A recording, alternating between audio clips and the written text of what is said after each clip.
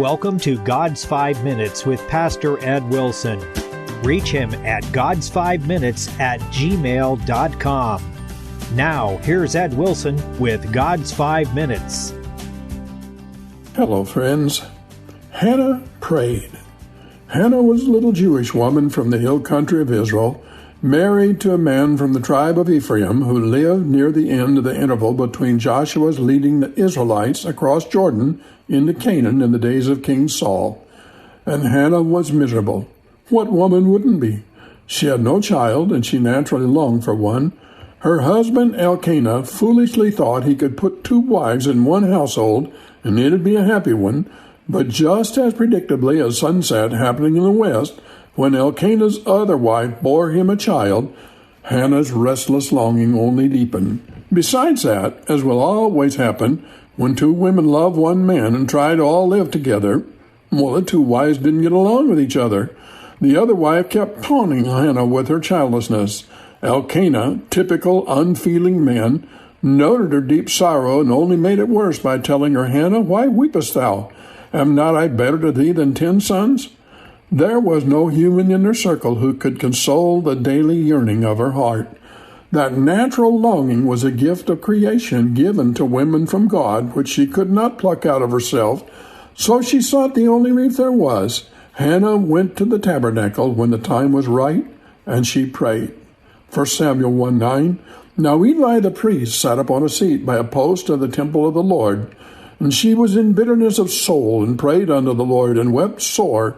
And as she continued praying before the Lord, Eli marked her mouth.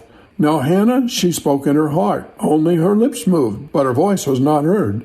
Therefore Eli thought she had been drunken, and Hannah said, "No, my Lord, I am a woman of sorrowful spirit.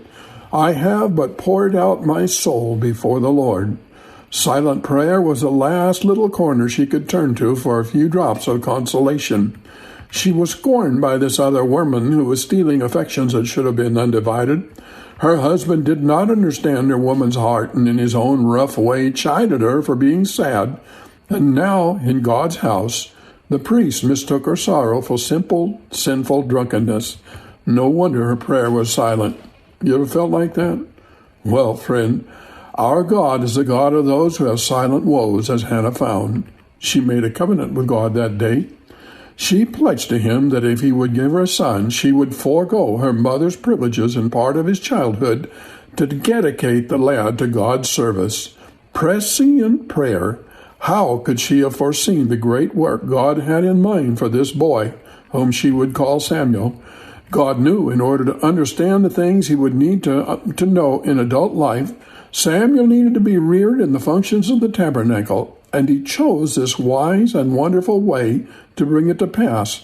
With one stroke, he answered Hannah's prayer, paved the way for the training of the boy whom he would call to be a prophet, provided the answer to old Eli's failing ways, and made arrangements to prepare the Israelite nation one of their greatest leaders. Surely God's ways are past all finding out. Eli got an inspiration, like priests are supposed to. He told her, "Go in peace, and the God of Israel grant thy petition." Hannah and Elkanah went home from that tabernacle visit, and in the course of time, God did answer her prayer. There came a day when she returned to that same house of God, and Hannah prayed and said, "My heart rejoiceth in the Lord, mine horn is exalted in the Lord, my mouth is enlarged over mine enemies, because I rejoice in thy salvation. There is none holy as the Lord, for there is none beside thee, neither is there any rock like our God. Talk no more so exceeding proudly, let not arrogancy come out of your mouth, for the Lord is the God of knowledge, and by him actions are weighed." Her words rang down through centuries until at last a little Nazarene maiden recited them when an angel visited to tell her she too would have a son and called his name Jesus. Our God's a miracle-working God. Have you talked to him today? You have been listening to God's 5 Minutes with Pastor Ed Wilson. Reach him by email at godsfiveminutes@gmail.com.